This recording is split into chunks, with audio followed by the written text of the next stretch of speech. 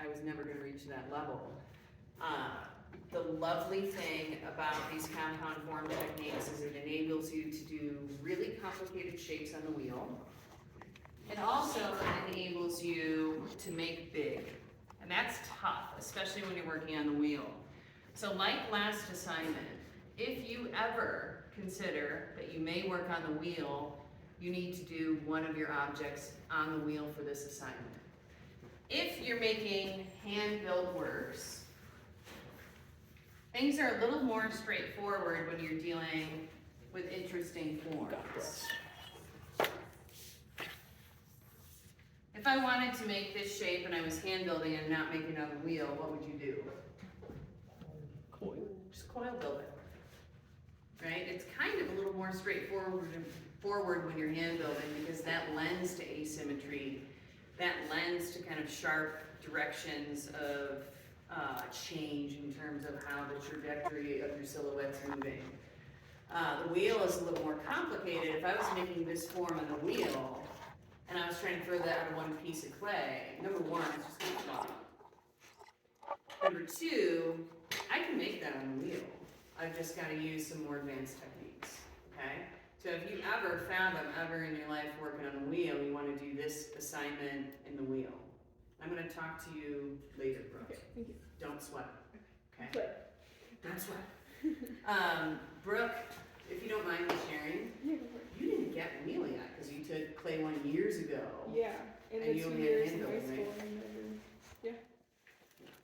But don't worry, we're gonna get to that. We'll get to So for you, you're gonna be opting for hand building. it. What I do recommend is if you have any like nibble of an interest in the wheel, you have to do one of these pieces on the wheel. Does that make sense? So for me, it really helps to break things down into elemental forms, okay? Sphere, cone, cylinder, when I'm making them move, okay? Hand building, I can make any freaking shape on the planet really, really well and pretty logically and easily, okay? But if I was going to throw these two forms, I'm gonna kind of separate these down into cone, sphere, and cylinder, and that can help me. So, cone here, sphere here. So that can help me kind of begin to think about how to dissect this form. Scale's gonna matter, right? Because if I'm actually making this to scale what I have drawn, that's a big pot. That's like a really big pot for a beginner too. Here, cone, sphere, and I count half spheres too. You know, anything that kind of has this type of a shape. Cylinder. Cylinder. So sometimes this can help you break up like how you're gonna make it. If you have the ability to make something really wide and bring it back in, you may be able to make this form in one piece. Maybe, maybe not, right? If not, I know I can make two bowls, right? So this could be one bowl, this could be another bowl, and they would join right here, okay? To add the cone, that's gonna be a separate piece. Bless you. Bless you.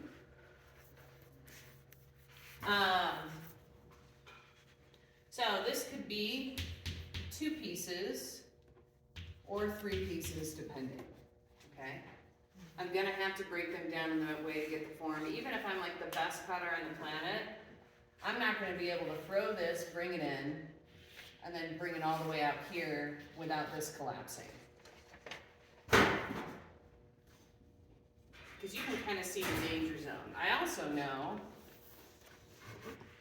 I'm gonna have support material down there for that curve too, right? So if I'm throwing this on the wheel, you know, could I throw that form in one shot? That depends on where you're at in your skill level. Maybe, maybe not, right? If I can't throw this in one piece, I could think about kind of separating it, and it often for me happens right in the middle, and that kind of logic will be a little more clear after we do some demos, but I may be able to make this form. Support material probably. And then I know I can make a bowl, right? So I could make a bowl that joins right here. That's a toughie, right? That's a big, tall cylinder. I may be able to make that in one shot. I may have to separate that into 2 pieces. And then I certainly can't make this whole shebang and put this little doodad at the top too, right? So this could be 1, 2, 3, 4, 5 pieces, right? But you can get to that. So, thinking about dissecting these, I'm gonna start with 1, right? And I often start at the bottom. So the first form that I make for this one, the inside is gonna have this silhouette. It's gonna be a bowl. I'm gonna caliper this dimension. And then the second piece I'm gonna make is gonna be a bowl, but I'm gonna be having to throw it upside down, okay? I can't throw it this side down with this side up. Why? Because it just doesn't work. It's not gonna have any support material. It's just gonna go. I could probably throw that form, right? Kind of making it come all the way back in, that would be a challenge, right? But I can't throw this side down and this side up, right?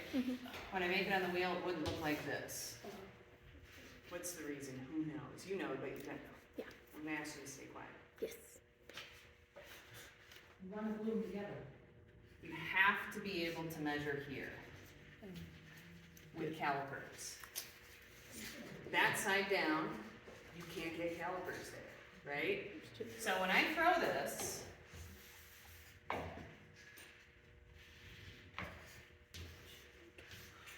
I'm looking in this way. It's gonna look like this on the inside. I'm gonna have lots of support material down there, otherwise it's gonna collapse, right? And then my rim is gonna be here, right? And that's gonna allow my calipers to measure and make sure this and this are going up. Does that make sense? When we're talking about compound forms, these are all going to be glued together. These are, none of them are sitting inside one another. Correct. Okay. I Yes. just want to make sure I was following. Yep. So, I know how to make this. I now know how to make this. Can I make this right away? Can I like throw this, let it start drying, throw this, let it start drying, and then throw this and let it start drying? Yeah. No. No. Why? Shrinkage? Well, it's not as much the shrinkage, because I am gonna have to kind of work leather hard to leather hard, and I have a little bit of wiggle room in this technique. It's not as fussy as jars. You have to cut off the other bowl to see how much you want it to be. I've got to put this onto that, so I know this measurement, Yeah, right? yeah, Does that make sense? yeah. Because I need to be able to caliper this measurement and attach clay here to make this last component work, okay? Don't be scared. It sounds like a lot when we're working on chalk. Once you start working with the clay, it's gonna become a little more second nature to what you need to do when.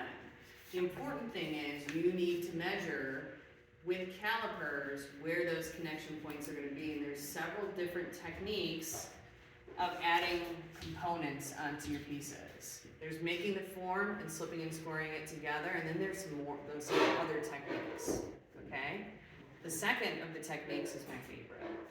If I can, I do things the way that I'm gonna show you. You have your hand up. You just answered my question. Good. Did you have a question, Felix? Yeah, so like you connect these together and then you trim 1 and 2, and once 1 and 2 are trimmed, then you're gonna use calipers to get 3. So you So, can figure out, I may not trim this part till the end. okay, but you're gonna trim 2. 2's gonna have to be trimmed because I need up here finished Okay. before I do this. What are the drying stages that you use for this process? I'm gonna feel them out too. I know that if I'm gonna flip 2 onto 1, this has gotta be rather set up, otherwise it's gonna collapse. And then this also has to be able to be stiff enough to hold its form as I'm flipping it over too, right? So that lovely kind of timing where you have something stiff, but not so stiff that it's not gonna actually form an attachment with the next thing that's going on to it. And the techniques we're gonna use to join these things together, it's not gonna be as exacting as calipering jar lid fit, right? Because we're actually gonna be joining these two things together and we're gonna be paying more attention to the thickness of the clay right here and the thickness of the clay right here. And then when I work these together, I'm gonna really, really heavily work them together. So timing is gonna be key. Stiff enough so it holds its form, not so stiff that it's not gonna take the slip and the score connection well. When do things tend to not connect well when you're slipping and scoring? Bone dry. When they're too dry, right? So I think you'll be a little less frustrated than maybe if you were trying to get a really tight lid fit. There's a little bit more wiggle room. So how would you go about breaking down making a shape like this? Start with Anybody want to try for it? It's like 3 Like what would you do? Anybody want to take it up there and be like, I would do this, I would throw this way, that way, and then connect? Sure. Go for it? I fear no man. The worst it could do is fall apart on me, We're right? on chalk right now, Yeah. right? If we fail, It's a concept. there's no consequence. And also, this class is about failing. Yeah, I know, watch it immediately fall apart. Honestly, start with the bottom. Yeah? Because And would you throw it just the way you see it? with the supports. Supports and this side down, right? Yeah, that side down. Okay. Honestly, yeah, it's like you're no man. So I would throw it like this, see how high I can get it. And like you said, if this is not high enough, if I can't pull that, then I would cut this one and I guess. Throw it the way you taught us to throw the textiles with a hollow bottom. Mm-hmm. So less trimming, but of course caliper there. So you're saying, like, if you couldn't do this whole shape, you would do to here, and then you would caliper this, With a hollow bottom. and then you would throw this as your next component with a hollow bottom. Would here be down when you're throwing it, or here be down when you're throwing it? On your rig. This would be down. Bingo. Because I learned the hard way last night. And then this one is just a bowl, so that would be thrown next to this caliper. And which side is down on your bowl? And would you do an open bottom? No. Or closed bottom? I think I would prefer it. Throw it with a bottom, trim it, and then drop a hole in it. That's an option. That'll work. Because then I can adjust this to fit, like this hole when I carve through it. So after you decide you're holding, you have that measurement. Cool. And then after it's trimmed, start on the 2 cylinders in different pieces. Okay. Possibly that with a hollow bottom, same with that one. Up there. Great. Anybody have a different strategy, or does that seem to make pretty good sense? 'Cause there's always like option in how you can do things. As an artist, not everybody kind of operates under the same way, but these compound form techniques, I think, are incredibly freeing when you're working on the wheel, because you tend to just be limited by what is approachable. Once you start using those compound form techniques, you can get way more variation in silhouette, which will obviously speak to you as an individual a little bit more. The other thing that is helpful is just plain scale. Does anybody have a shape or a type of an object that they dream they could make really, really big?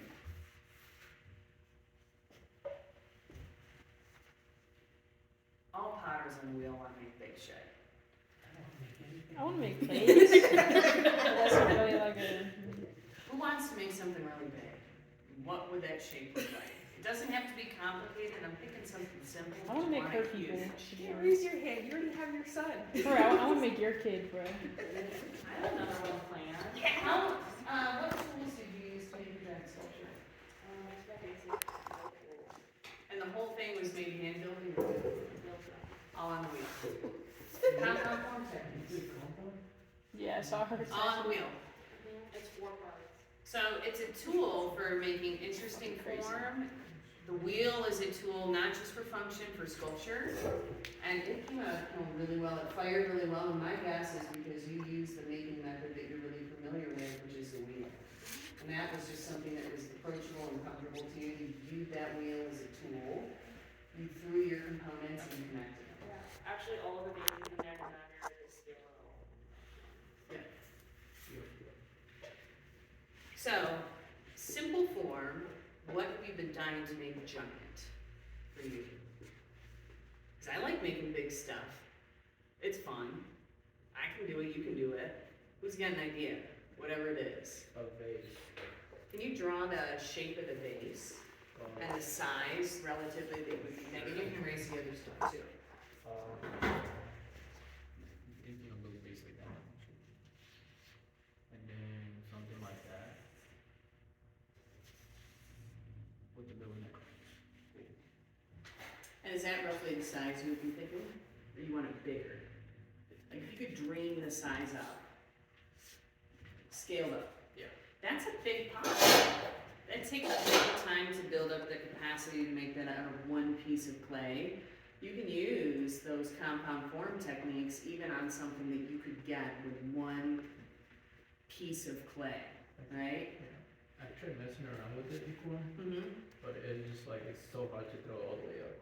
It's like. And It's then- hard and it takes time on the wheel. That can take like years to build up to that kind of a capacity. So the secret is you have another one. So even if you wanted to throw something as simple, like say I wanted like a giant plant pot and I wanted it to look like this. Handling that much clay, centering it and bringing it up is gonna be so hard, right? Just something as simple as like a giant cylinder. Could I center enough clay to get here? Maybe, right? Could I caliper this measurement and add another component, right? So you can always use those compound form techniques to get really interesting silhouette, but also just like plain old scale, right? Because even if you meet that outline that you had drawn, Victor, because you increase the size, it's gonna be really tough. So if you break that up into those compound form techniques, you're gonna be cruising. So how did you do the pot that you were turning that stuff over? I did make that out of one piece of clay. That's something I'll show in the next assignment, how to work with more clay than you can actually center. So there's tricks and tools all over the place. This, I think, is really important because it's gonna give you a huge variety of silhouette to work with on the wheel where you may have felt kind of limited. Like bowl, plate, cup. And in reality, man, you have some options.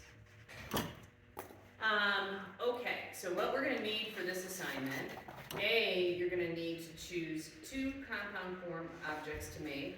If you are ever gonna work on the wheel, you have to do one of your forms on the wheel. If you love the wheel, do them both on the wheel. Again, kind of getting a wider variety of silhouette and hand building is a little more straightforward. You've gotta manage your timing and use coil building techniques, sometimes slab to start or sometimes slab in places, but it's a little more intuitive. If you are working on hand building in this assignment, I want you to stretch the boundaries of silhouette. I want you to choose a very ambitious silhouette for your object. And I want you to think about those twists and turns of compound form and create something in terms of the profile of the piece that is very, very challenging, okay? What will help is if you're working on hand building like Brooke, you'll have 2 pieces going at the same time, so that when you add your coils on this one, you can switch over to this one, right? But I want you to really stretch the limits of what kind of profile is available to you in hand building, okay? Question, does it have to be smooth with your hand building? It can be any texture that you want, right? Those kind of aesthetics are gonna be up to you. We just did an assignment that started with how to start your idea through concept. it could be great to go back to that jar assignment idea and say, you know, I'm an individual, I have a really unique perspective of the world around me. What do I wanna bring into the silhouette of the piece? What do I wanna bring into the surface of the piece that's gonna be unique to me? And what do I wanna say with my object? So your surface, your form, is your business. That's not for me to have an opinion on. What you wanna put at the front of it is being able to express your unique perspective on the world around you, your unique experiences, through those choices that you make in terms of silhouette and surface, aesthetics, and color. Does that make sense? So if you love geometric based